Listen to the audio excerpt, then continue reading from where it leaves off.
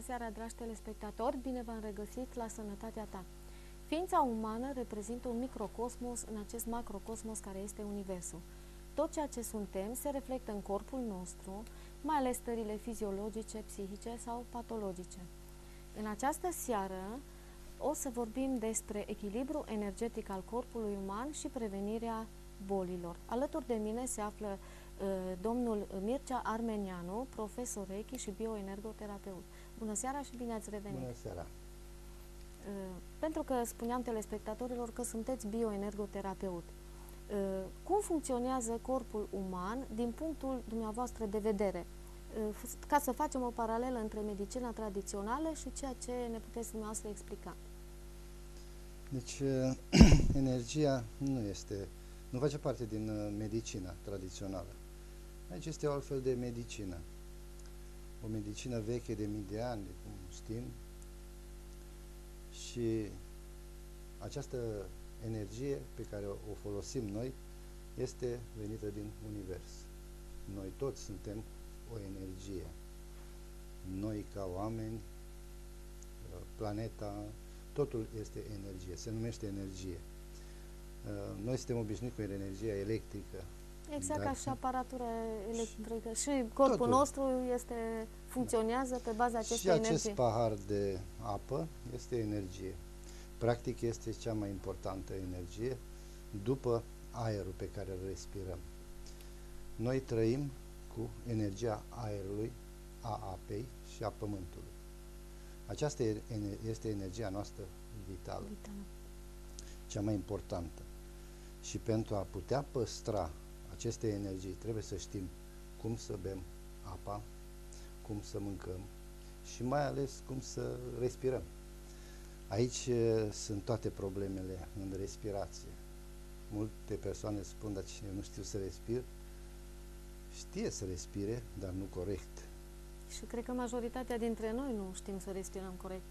Da, respirăm corect cam 8 ore sau depinde cât dormim. Atât respirăm corect. Deci, în rest ne fâstăcim și ne pierdem pe drum. Pierdem pe drum prin respirațiile astea scurte, bruște, din cauza Probabil emoțiilor. Nu conștientizăm. Probabil noi nu conștientizăm. Da. Deci din cauza stresului, din cauza vieții de zi cu zi, noi nu respirăm suficient. Chiar atunci când ați observat, când cineva vorbește mult, trebuie să stea un pic, să tragă aerul, să-și revină și da. Sau când este agitat sau mai supărat. Când e supărat e și mai greu. Da. Nu mai spunem de noxele care sunt în jurul nostru și atâta poluare, da, astea care încă nu ne ajută foarte mult. Nu ne ajută deloc, ne chiar încurcă. Da. Și atunci de asta venim cu explicații despre respirație. Dar vreau să trecem puțin înapoi la energie.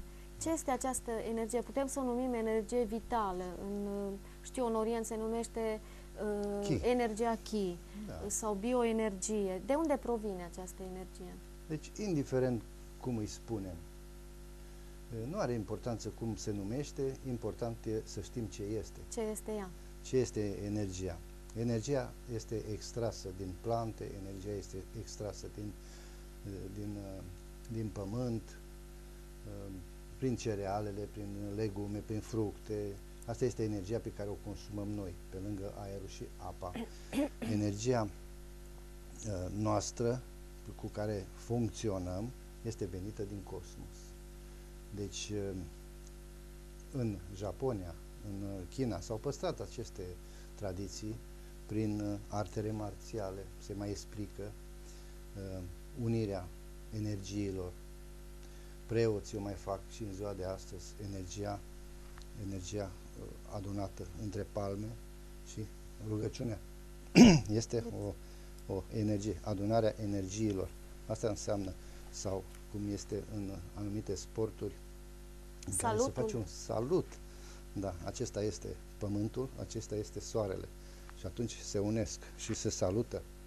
Este un gest foarte frumos pentru sportivii care practică artele marțiale. Și eu am făcut sport. Știu că ați făcut arte marțiale sau...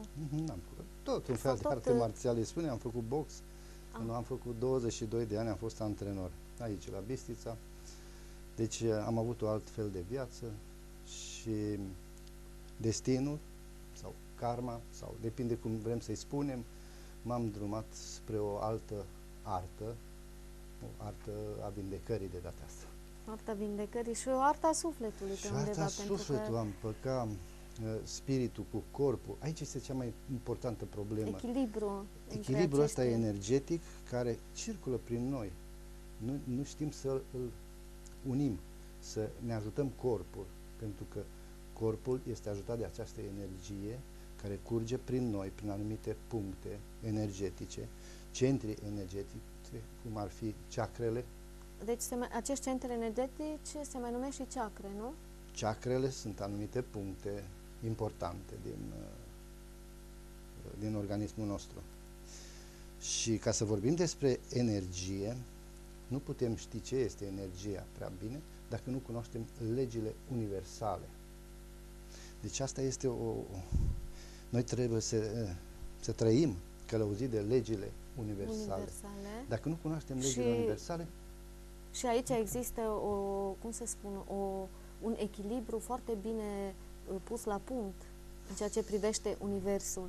Sigur și dacă bănuiesc, acum să-mi spuneți dumneavoastră dacă nu greșesc, am înțeles că ar fi cam în jur de 108 legi în filozofia orientală. Da, acum probabil numărul mai mult sau mai puțin, sau cel puțin legile principale. Da, sunt 21. Dacă aceste legi sunt încălcate, am înțeles că intrăm în dezechilibru. Da. Deci și asta inclusiv boala este un dezechilibru. Nu? Boala este un dezechilibru. Practic nu este o boală. Boala ne-am învățat să-i spunem, dar nu este. Este un blocaj energetic. Corect. În termenii noștri. Da. În noua medicină. Că eu îi spun noua medicină pentru că pentru noi a apărut doar după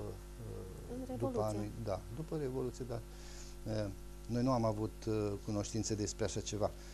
Nu am avut manuale, nu am avut școli. Aceste școli de inițiere pe care le-am făcut și le facem în continuare acum, le facem datorită unor oameni care au insistat asupra celor din Orient să ne dea și nouă această minunată artă de a trăi mai bine în echilibru energetic și prin multe alte metode care le foloseau ei, ne-au fost îndreptate și spre noi, le-am învățat și le vom folosi. Astăzi vom vorbi și despre aceste practici, despre practicile cum ar fi reflexoterapia, care ajută în echilibrare. Acum vreau să vă mai întreb puțin, auzim foarte des termenii yin, yang, cred că am pronunțat corect. Să-mi spuneți puțin despre ce înseamnă acești termeni.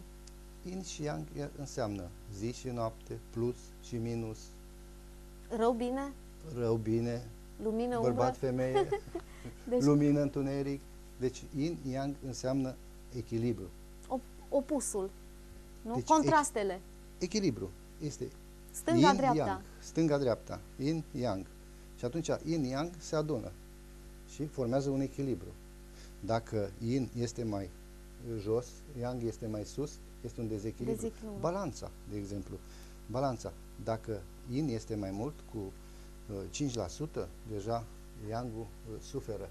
Și atunci trebuie adus la echilibrare. Metodele de a aduce la această echilibrare sunt cele pe care le folosim în această artă de echilibrare.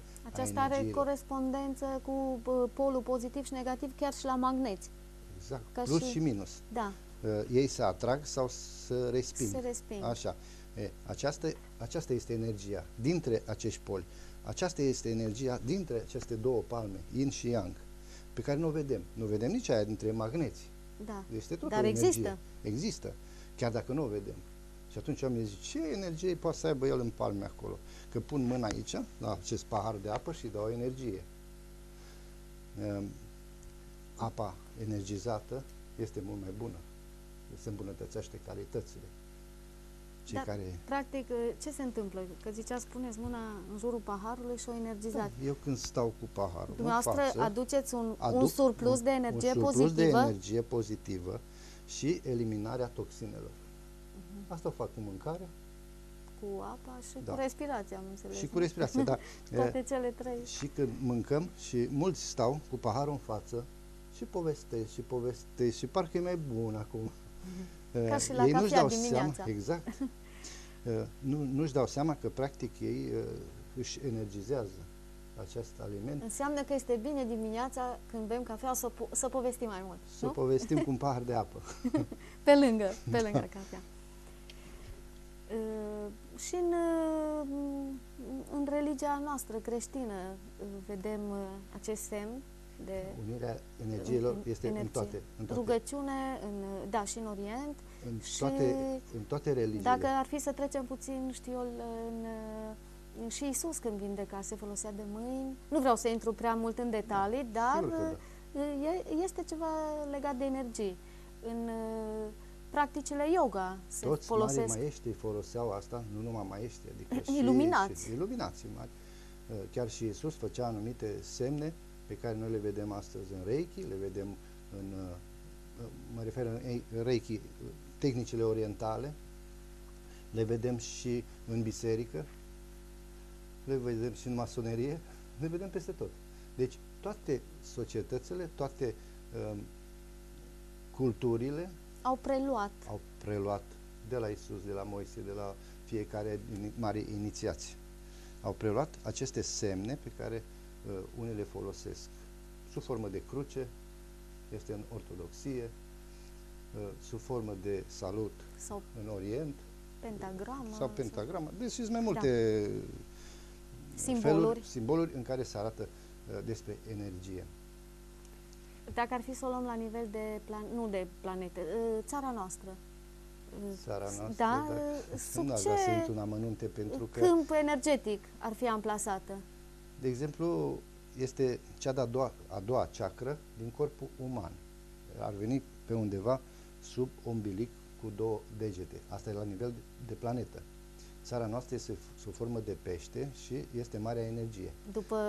După prezicerile Nostradamus, viitorul este destul de optimist, luminos legat de țara noastră. Sigur să vedem ce o să fie. Îndeosebi Ardealul. Nu întâmplător, Ardealul este pus între munți. Între munți este o rezervație, cum ar veni, de energie și noi vom fi feriți de toate catastrofele care, mulți le preconizează din 2012 sau până la și după 2012 și noi vom fi feriți într-un anumit fel. Și toată lumea știe de problema asta și pericolul mai mare este pentru că vom fi invadați de aceste populații din jurul nostru. Dar noi așteptăm să treacă toate cu bine și să mulțumim cerului. Gândim pozitiv. Să gândim pozitiv ca așa să fie. Da. Sunt persoane care vizualizează această energie, sub forma unei aure. Acum, dumneavoastră, cum o percepeți? În primul rând, să spunem ce este o aură. Da. Avem fotografii cu aura. Acum s-au inventat și aparate pentru aură care vizualizează aura. Și o vedem în poze. Icoanele eu sfinților. am puse poze în care arătăm aura, este așa, este așa. Eu o percep manual, adică din mână,